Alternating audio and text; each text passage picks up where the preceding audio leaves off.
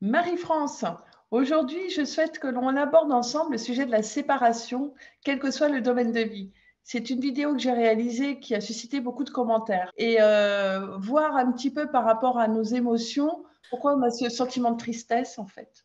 Eh bien, le sentiment de tristesse arrive à un moment où tu es à un palier, excuse-moi, et tu es en train de tourner une page pour pouvoir ouvrir une autre porte.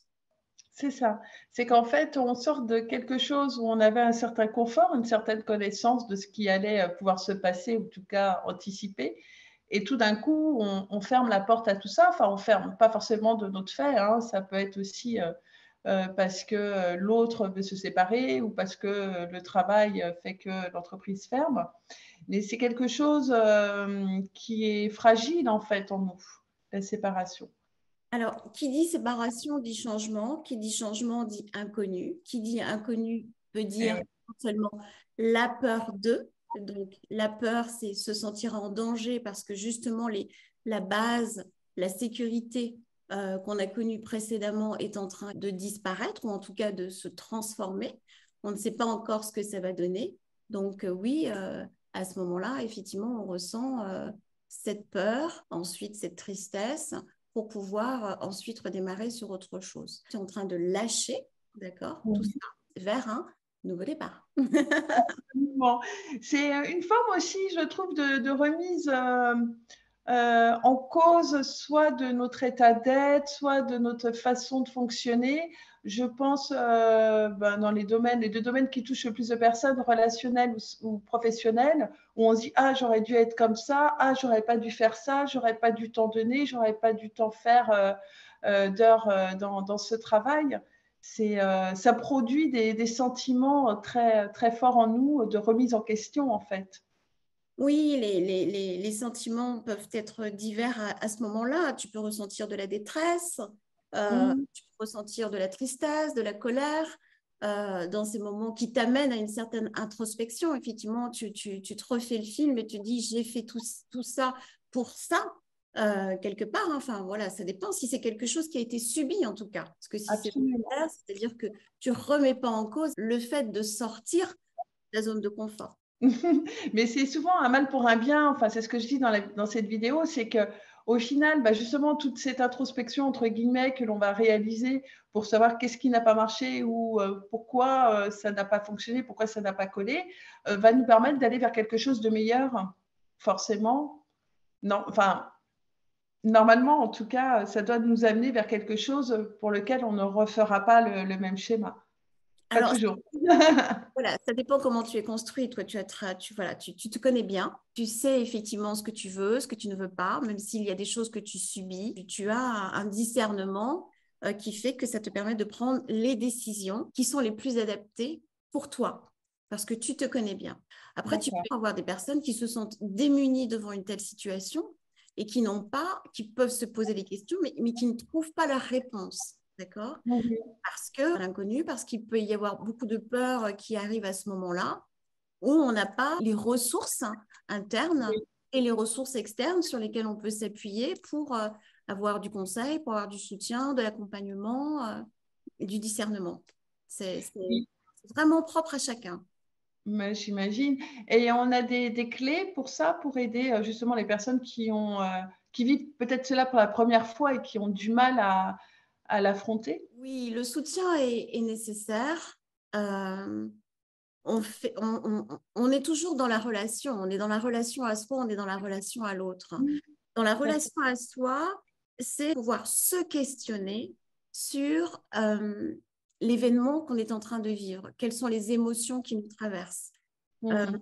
Est-ce que ce sont des émotions qui nous bouleversent? Est-ce que ce sont des émotions qu'on comprend, qu'on peut réguler, qu'on peut traduire pour ensuite prendre des décisions? D'accord? Mais des décisions qui sont alignées avec ce qu'on est. Donc, c'est déjà Mhm. aussi bien se connaître. Et ensuite, pour passer, si ce sont des événements douloureux, à quelque chose qui soit plus ressource et qui amène plus à de la résilience pour effectivement une reconstruction. D'accord. Est-ce que le manque peut survenir à ce moment où on se sépare de ce domaine de vie dans lequel on était depuis longtemps et avoir cette peur de dire bah, ça va me manquer Pour certains, ça ne va pas me manquer parce que la séparation est vraiment bénéfique. Et pour d'autres, lorsqu'elle est subie, la peur de manquer de ce qui nous rattachait à cet événement. Tu as répondu à la question. D'accord. Bon, bah super.